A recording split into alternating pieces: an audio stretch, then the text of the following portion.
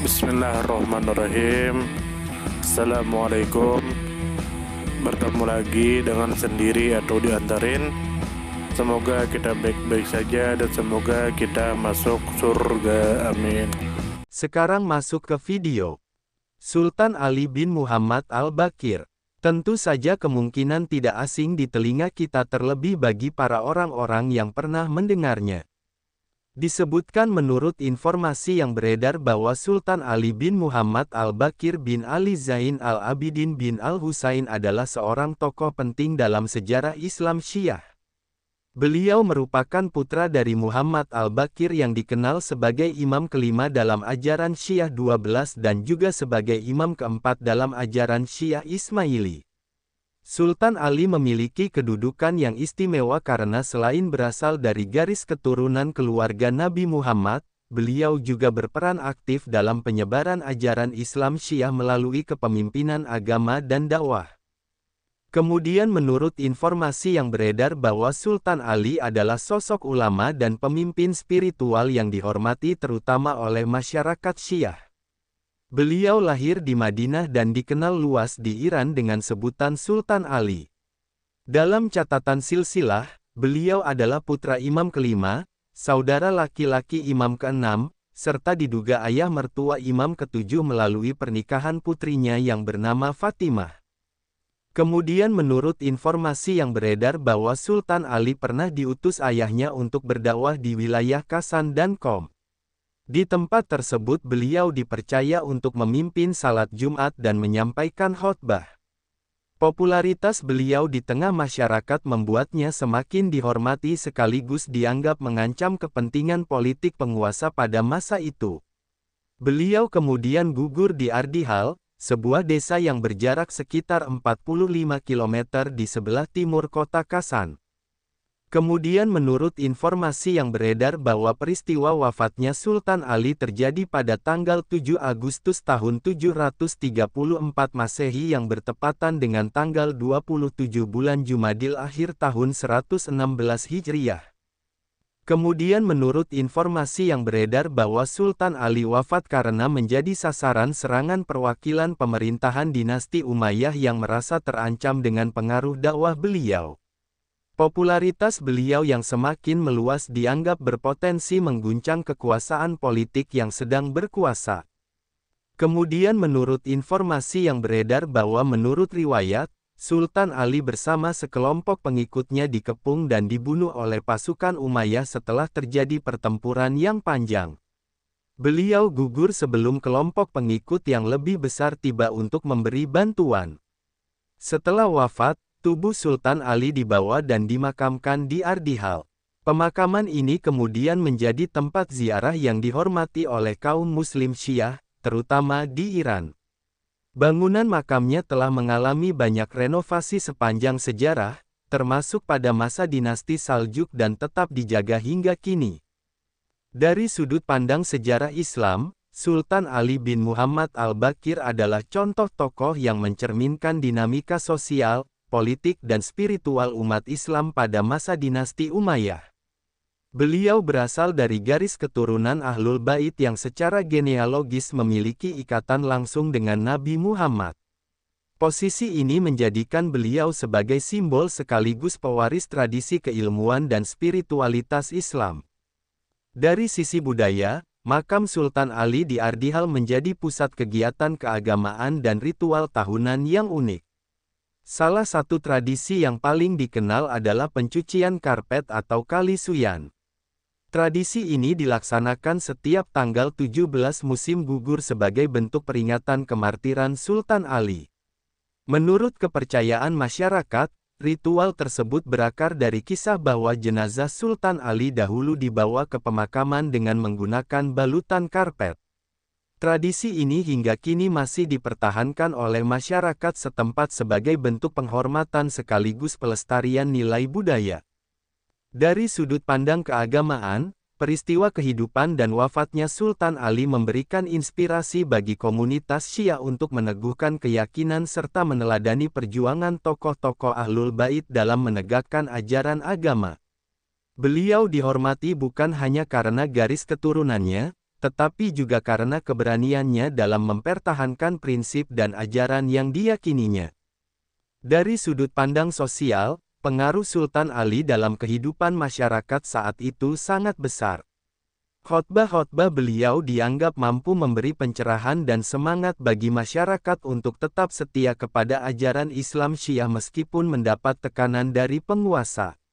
Namun, pengaruh besar tersebut juga menimbulkan ketegangan politik yang akhirnya membawa kepada peristiwa tragis wafatnya beliau. Dari sudut pandang arsitektur, kompleks makam Sultan Ali di Ardihal merupakan salah satu contoh bangunan suci yang penting dalam sejarah Iran. Kompleks ini tidak hanya berfungsi sebagai tempat pemakaman, tetapi juga menjadi pusat spiritual, sosial dan budaya masyarakat. Renovasi yang berulang menunjukkan bahwa keberadaan makam ini selalu dijaga sepanjang masa. Kehidupan Sultan Ali mengajarkan nilai keberanian dalam mempertahankan keyakinan, keteguhan dalam menyebarkan ajaran kebaikan, serta pengabdian kepada masyarakat. Perjuangan beliau menunjukkan bahwa pengaruh spiritual bisa menginspirasi banyak orang bahkan di tengah ancaman kekuasaan politik yang menindas. Pelajaran penting yang dapat diambil adalah pentingnya menjaga integritas, mengutamakan kepentingan umat, serta tidak takut untuk memperjuangkan kebenaran meskipun menghadapi resiko besar. Selain itu, pelestarian tradisi pencucian karpet di Ardihal mengajarkan tentang pentingnya menjaga warisan budaya sekaligus menjadikannya sarana memperkuat identitas dan kebersamaan masyarakat. Kelebihan dari sosok Sultan Ali adalah keteguhannya dalam berdakwah, keberanian menghadapi ancaman, serta kemampuan mempengaruhi masyarakat dengan ajaran agama. Namun, dari sisi kelemahan, kehidupan beliau menunjukkan bahwa pengaruh besar dalam bidang keagamaan seringkali berhadapan langsung dengan politik, sehingga menimbulkan risiko konflik yang berujung pada tragedi. Saran yang membangun adalah agar warisan spiritual dan budaya dari tokoh seperti Sultan Ali tidak hanya dipandang dari sisi kemartiran, tetapi juga digali sebagai sumber pembelajaran bagi generasi sekarang. Nilai keberanian, keteguhan dan pengabdian sosial perlu dihidupkan kembali dalam konteks kehidupan modern sehingga relevan untuk memperkuat moralitas, kebersamaan dan penghargaan terhadap warisan sejarah umat Islam. Sumber referensi Google Chrome dan ChatGPT.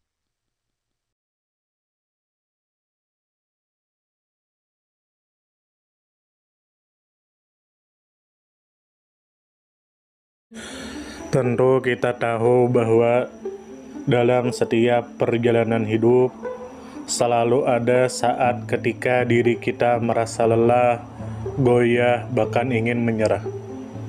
Namun di balik setiap perintangan tersembunyi peluang untuk tumbuh dan menguatkan diri kita.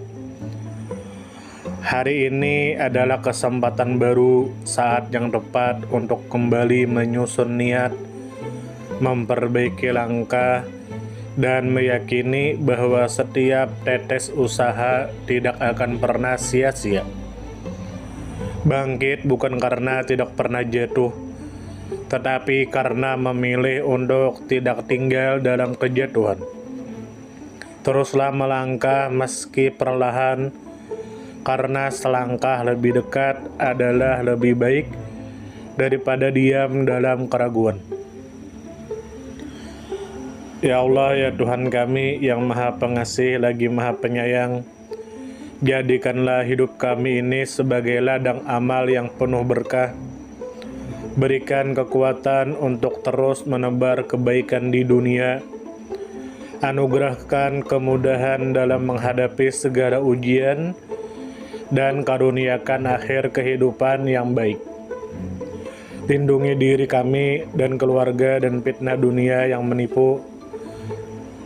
Jadikanlah akhirat kami sebagai tempat peristirahatan terbaik, dan masukkanlah kami ke dalam surga-Mu bersama orang-orang yang Engkau cintai, serta jauhkan kami dari siksa api neraka dan kemurkaan-Mu yang tak tertahankan. Kepada setiap orang yang pernah hadir dalam perjalanan ini, terima kasih atas waktu, kebaikan, dukungan, bahkan teguran. Maafkan atas setiap kata yang menyakiti, sikap yang mengecewakan, atau hati yang mungkin belum sepenuhnya mampu menjaga. Manusia tidak pernah sempurna, namun ketulusan untuk tetap terus belajar dan memperbaiki diri tidak akan pernah padam. Tentu kita tahu bahwa kebaikan tidak selalu datang dalam bentuk besar. Terkadang senyum kecil yang tulus, tangan yang ringan membantu, atau telinga yang mau mendengarkan sudah cukup untuk mengubah hari seseorang menjadi lebih bermakna. Jangan pernah kita menyepelekan kebaikan sekecil apapun, karena bisa jadi satu perbuatan kecil bisa menjadi rahmat Allah turun. Tentu kita tahu menjadi pribadi yang baik bukan berarti tanpa celah, namun menjadi pribadi yang senantiasa sadar dan ingin terus memperbaiki diri. Kebaikan itu menular, dan siapapun yang menanamkan kebaikan akan menuai kebahagiaan meski tak selalu terlihat oleh mata. Dunia membutuhkan lebih banyak hati yang lembut, tangan yang menguatkan, dan jiwa yang peduli.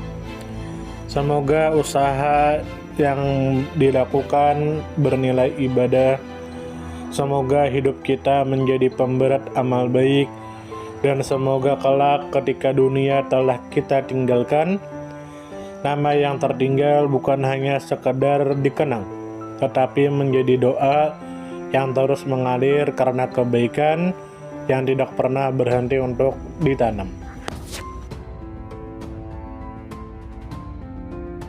Terima kasih banyak. Mohon maaf jika ada salah. Silahkan jika suka ditekan tombol like. Silahkan share, dan jika ingin memberikan saran dan komentar, silahkan komen. Semoga kita baik-baik saja, semoga kita masuk surga. Wassalamualaikum warahmatullahi wabarakatuh.